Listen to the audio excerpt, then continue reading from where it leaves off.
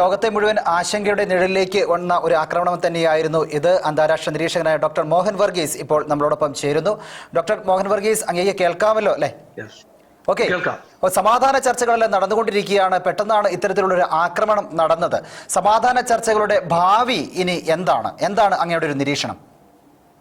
തികച്ചും അപ്രതീക്ഷിതമായിട്ടാണ് ഉക്രൈനിന്റെ 91 ഡ്രോണുകൾ, ദീർഘദൂര ഡ്രോണുകൾ റഷ്യൻ പ്രസിഡന്റായ വ്ളാഡിമിർ പുടിന്റെ വസതിക്ക് നേരെ ചെന്നത്. ഇതൊരു കേവലം കെട്ടുകഥയാണ്, ഇതിൽ യാഥാർത്ഥ്യമില്ല എന്ന് ഉക്രൈൻ പറയുമ്പോൾ Russian president Vladimir Putin American പ്രസിഡന്റിനോട് പറഞ്ഞിരിക്കുന്നത് അങ്ങനെയല്ല. ഉക്രൈന്റെ ഭാഗത്ത് നിന്ന് കൃത്യമായ ഒരു ആക്രമണം കഴിഞ്ഞ ദിവസം റഷ്യക്ക് നേരെ നടന്നിരിക്കുന്നു. അത് പ്രസിഡൻഷ്യൽ വസതിക്ക് നേരെയാണ്. നോവോഗ്രാഡ് എന്ന് പറയുന്ന ആ ഒരു സ്ഥലത്തെ റഷ്യൻ പ്രസിഡന്റിന്റെ വസതിയാണ് ആക്രമണ വിധേയമായത്. അങ്ങനെയെങ്കിൽ വളരെ സ്ട്രെയിനിയസ് ആയി കെട്ടിപ്പടുത്ത ഒരു സമാധാന പ്രക്രിയ, അത് ഏതാണ്ട് ഈ വർഷത്തിന്റെ അവസാനം വരുമ്പോൾ അതിന്റെ മേൽ കരുതുകൾ വീഴുന്ന ഒരു കാഴ്ചയാണ്. അത് ഡൊണാൾഡ് ട്രംപ് വലിയ ആകാംക്ഷയാണ്, വലിയ ആശങ്കയാണ് പ്രകടിപ്പിക്കുന്നത്.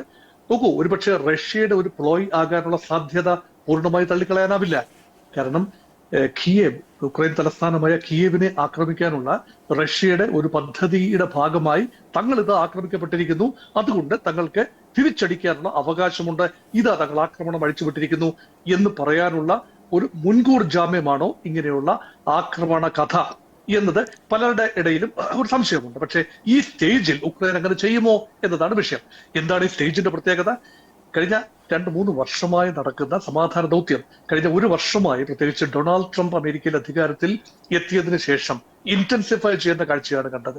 ഉക്രൈനിയൻ പ്രസിഡന്റ് വൊളോദിമിർ സെലൻസ്കി ട്രംപുമായി വൈറ്റ് ഹൗസിൽ കൂടിക്കാഴ്ച നടത്തിയത് ഫെബ്രുവരിയിലാണ്.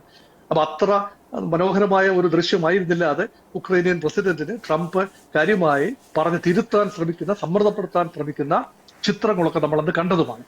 അതിനുശേഷം ഏറെ റൗണ്ടുകൾ പുരോഗമിച്ചു. അത് മാത്രമല്ല, റഷ്യയുടെ പ്രദേശമായ അലാസ്കയിൽ വെച്ച്, അമേരിക്കയുടെ പ്രദേശമായ അലാസ്കയിൽ വെച്ച് റഷ്യൻ പ്രസിഡന്റും അമേരിക്കൻ പ്രസിഡന്റും തമ്മിൽ കൂടിക്കാഴ്ച നടത്തി. അവസാനം ഡൊണാൾഡ് ട്രംപ് 20 ഇന പദ്ധതി മുന്നോട്ട് വെച്ചു.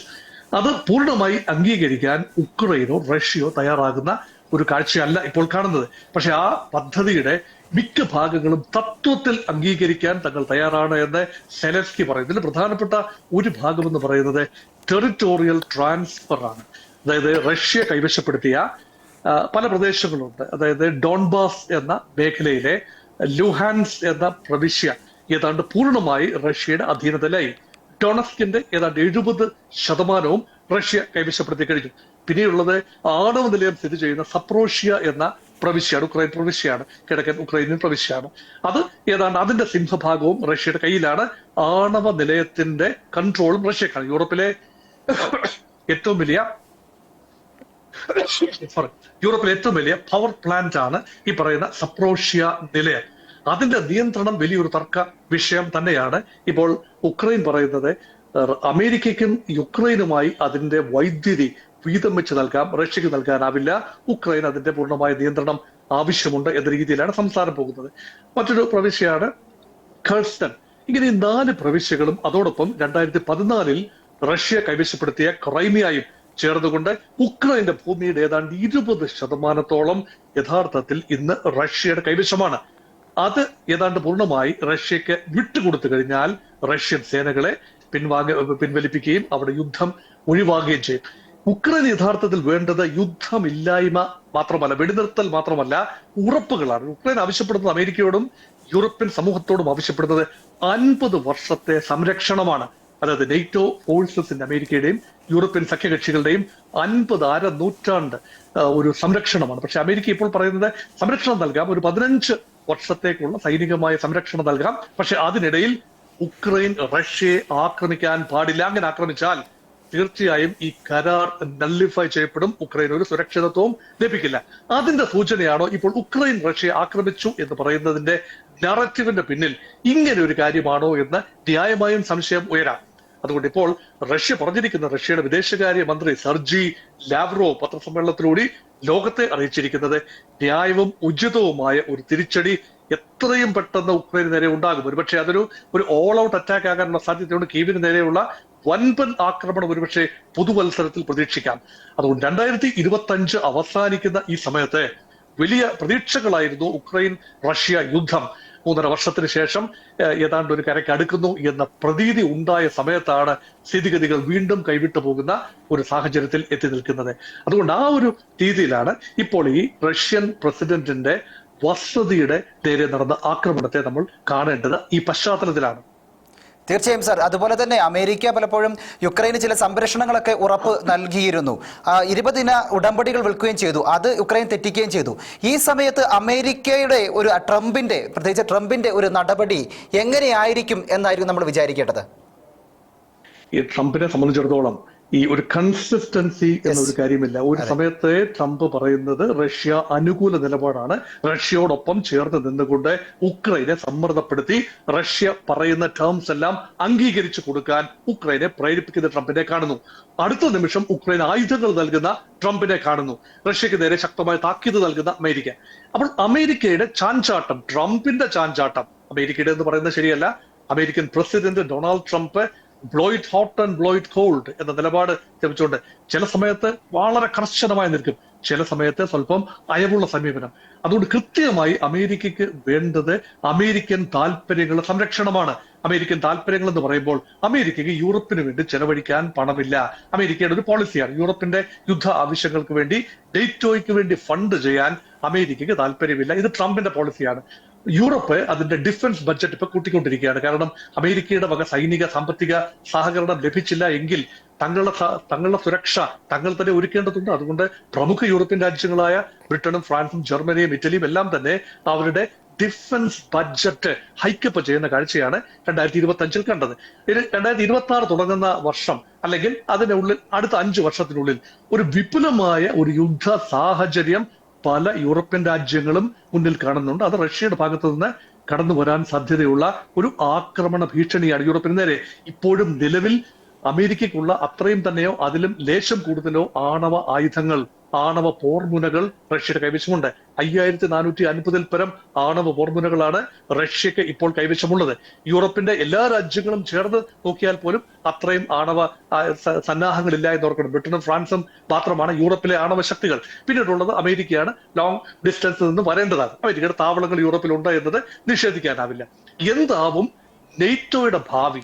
ഒരുപക്ഷെ കഴിഞ്ഞ വർഷം ഏറ്റവും, അതായത് ഈ പോയി പറയുന്ന വർഷം ലോകം ഏറ്റവും അധികം ചർച്ച ചെയ്തത് നെയ്റ്റോ, നോർത്ത് അറ്റ്ലാന്റിക് ട്രീറ്റി ഓർഗനൈസേഷൻ എന്ന സൈനിക സഹകരണ സംഘടന ഈ രൂപത്തിൽ മുന്നോട്ട് പോകുന്നതിന്റെ ആവശ്യമുണ്ടോ?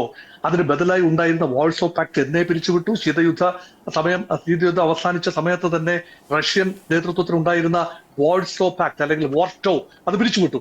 പിന്നെ എന്തിനാണ് നെയ്റ്റോ നിലനിർത്തുന്നത്? ഒരുപക്ഷെ നെയ്റ്റോയിൽ ഉക്രൈൻ ചേരാൻ താല്പര്യം അറിയിച്ചതാണ് റഷ്യയെ പ്രകോപിപ്പിച്ച കാര്യം. ഇപ്പോൾ പറയുന്നത് തങ്ങൾക്ക് നെയ്റ്റോയിൽ ചേരണമെന്നില്ല, പക്ഷേ യൂറോപ്യൻ യൂണിയനിലെ അംഗത്വം തങ്ങൾ ആഗ്രഹിക്കുന്നു. അതിനോട് ഇപ്പോൾ ആരും നോ എന്ന് പറയുന്നില്ല. പക്ഷേ ഒരു കാരണവശാലും ഉക്രൈൻ നെയ്റ്റോയിൽ, അമേരിക്കൻ അനുകൂല നെയ്റ്റോയിൽ ചേരാൻ പാടില്ല എന്ന് റഷ്യ കഠിനമായി നിഷ്കർഷിക്കുന്നു. കാരണം നെയ്റ്റോയിൽ ഉക്രൈൻ ചേർന്ന് കഴിഞ്ഞാൽ ഉക്രൈന്റെ സുരക്ഷിതത്വം നെയ്റ്റോയുടെ ബാധ്യതയായി മാറും. നെയ്റ്റോയ്ക്കെതിരെയുള്ള ആക്രമണമായി റഷ്യ അതിനെ വികസിപ്പിച്ചെടുക്കുകയും ചെയ്തേക്കാം. കാരണം ഉക്രൈന് നേരെ റഷ്യ ആക്രമണം നടത്തിയാൽ നെയ്റ്റോയുടെ ബാധ്യതയായി വരും. നെയ്റ്റോ ആർട്ടിക്കിൾ 5 അനുസരിച്ച് നെയ്റ്റോയുടെ ബാധ്യതയാണ് ഏതെങ്കിലും തങ്ങളിൽ ഒരു രാജ്യം ആക്രമിക്കപ്പെട്ടാൽ സംയുക്തമായി ആക്രമണകാരിക്കെതിരെ ആക്രമണം നടത്തണം എന്നത് നെയ്റ്റോയുടെ പ്രിൻസിപ്പിളായി വരും. ഇത് അംഗീകരിച്ചു കൊടുക്കാൻ റഷ്യ തയ്യാറല്ല. അതുകൊണ്ട് ലോകം കൂടുതൽ ഒരു ധ്രുവീകരണത്തിലേക്ക് നീങ്ങുന്ന, ഒരിക്കൽ കൂടി ശീതയുദ്ധം എന്ന് പറയാനാവില്ല എങ്കിലും ഒരു പുതിയ സഹസ്രാബ്ദത്തിന്റെ പുതിയ രീതിശാസ്ത്രം എന്ന് പറയുന്നത് റഷ്യയും ചൈനയും ഒക്കെ ഒരു വശത്ത് വീണ്ടും മാറി ചിന്തിക്കുന്നു എന്ന ഒരു നിലയിലേക്ക് ലോകം വരുന്നു. അതിന് ഒരു കാറ്റലിസ്റ്റായി പ്രവർത്തിക്കുന്നത് ഒരുപക്ഷെ ഉക്രൈൻ യുദ്ധമാണ്. അതുകൊണ്ടാണ് എത്രയും പെട്ടെന്ന് ഉക്രൈൻ യുദ്ധം അവസാനിപ്പിക്കേണ്ടതുണ്ട്. അതെ, സമാധാനം ഇങ്ങ് അടുത്തെത്തി എന്നൊക്കെ പലപ്പോഴും പ്രതീക്ഷിച്ചിരുന്നു. പക്ഷേ പുതുവത്സ പുലരി വരുമ്പോഴും സമാധാനം വിദൂരതയിൽ ആണ് എന്നാണോ അങ്ങ് പറയുന്നത്? ആ രീതിയിൽ വേണം കരുതാൻ. കാരണം അത്ര പ്രത്യാശ നിർഭരമല്ല. ഇപ്പോൾ ഇസ്രായേൽ ഹമാസ് പോരാട്ടമാകട്ടെ, റഷ്യ ഉക്രൈൻ പോരാട്ടമാകട്ടെ, വഞ്ചി ഒരു കര അടുത്തു എന്ന് തോന്നുമ്പോഴാണ് വീണ്ടും അകന്നു പോകുന്നത്. 2ാം ഘട്ട ചർച്ച നെതന്യാഹുവിന്റെ സാന്നിധ്യത്തിലാണ് ട്രംപ് പത്രസമ്മേളനം നടത്തുന്നതെന്ന് ഓർക്കണം. ഇസ്രായേലി പ്രധാനമന്ത്രി ബെഞ്ചമിൻ നെതന്യാഹു ന്യൂയോർക്ക്, അമേരിക്ക സന്ദർശിച്ച് ട്രംപിനോടൊപ്പം നിൽക്കുന്ന ഒപ്റ്റിക്സ് ആണ് നമ്മളിപ്പോൾ ലേറ്റസ്റ്റ് കണ്ടത്. അന്നേരമാണ് ട്രംപ് വിവരിക്കുന്നത് ഉക്രൈൻ റഷ്യ സിറ്റുവേഷനെ കുറിച്ച് ലോകത്തോടായി പറയുന്നത്. അപ്പോഴാണ് അവിടെ രണ്ടാം ഘട്ടം വെടിനിർത്തൽ ഇസ്രായേൽ പാലസ്തീൻ വിഷയത്തിൽ, ഇസ്രായേൽ ഹമാസ് വിഷയത്തിൽ ഉണ്ടാകേണ്ടതുണ്ട്. അതേക്കുറിച്ചും കൃത്യമായ ധാരണകൾ ഉണ്ടായിട്ടില്ല. അതേക്കുറിച്ച് തീർച്ചമുറച്ച് വരുത്താൻ വേണ്ടിയാണ് ബെഞ്ചമിൻ നെതന്യാഹുവിനെ ട്രംപ് അമേരിക്കയ്ക്ക് വിളിച്ചത്. ഒരുപക്ഷെ കൃത്യമായ ഒരു ഔട്ട്കം ഇപ്പോഴും പറയാറായിട്ടില്ല. ഒരുപക്ഷെ അവിടെയും ഈ ആരാകും നിയന്ത്രിക്കുന്നത്, യഥാർത്ഥത്തിൽ ഗാസയെ നിയന്ത്രിക്കുന്നത് ആര്, ഹമാസിനെ പൂർണ്ണമായി നിരായുധീകരിക്കാനാവുമോ, ഭാവി ഗവൺമെന്റിൽ ഹമാസിന്റെ സാന്നിധ്യം ഉണ്ടാകുമോ, ഹമാസിനെ പൂർണ്ണമായി എലിമിനേറ്റ് ചെയ്യാനുള്ള മാർഗങ്ങൾ എന്തെല്ലാമാണ്, ഇങ്ങനെയുള്ള കാര്യങ്ങളെക്കുറിച്ച് കൃത്യമായ ഒരു കാഴ്ചപ്പാട് രൂപീകരിക്കാൻ അമേരിക്കൻ പ്രസിഡന്റിനോ അല്ലെങ്കിൽ സമാധാന പ്രക്രിയയിൽ ഇടപെടുന്ന ഈജിപ്തിനോ ഖത്തറിനോ ഒന്നും തന്നെ കഴിഞ്ഞിട്ടില്ല. അതുകൊണ്ടൊരു സന്നിഗ്ധ ഘട്ടത്തിൽ നിൽക്കുകയാണ്. അതോടൊപ്പം തന്നെയാണ് റഷ്യ ഉക്രൈൻ വിഷയവും പരിസമാപ്തിയിലെത്തുന്നു എന്ന് തോന്നുമ്പോൾ വീണ്ടും വീണ്ടും വീണ്ടും സമാധാനം ഒരു മരീചികയായി മാറുമ്പോൾ അത്ര ഒരു ശുഭാപ്തി വിശ്വാസത്തിലല്ല 2025 കലണ്ടർ വർഷം അവസാനിക്കാൻ പോകുന്നത്. ഓക്കെ, എന്തായാലും സമാധാനം എന്ന് പറയുന്നത് വിദൂരതയിൽ തന്നെയാണ്. കലണ്ടർ മാറി മറിയുമ്പോഴും സമാധാനം അകലെ തന്നെയാണ് എന്നാണ് അന്താരാഷ്ട്ര നിരീക്ഷകനായ ഡോക്ടർ മോഹൻ വർഗീസ് നമ്മളോട് പറഞ്ഞത്. സർ, വളരെയേറെ നന്ദി.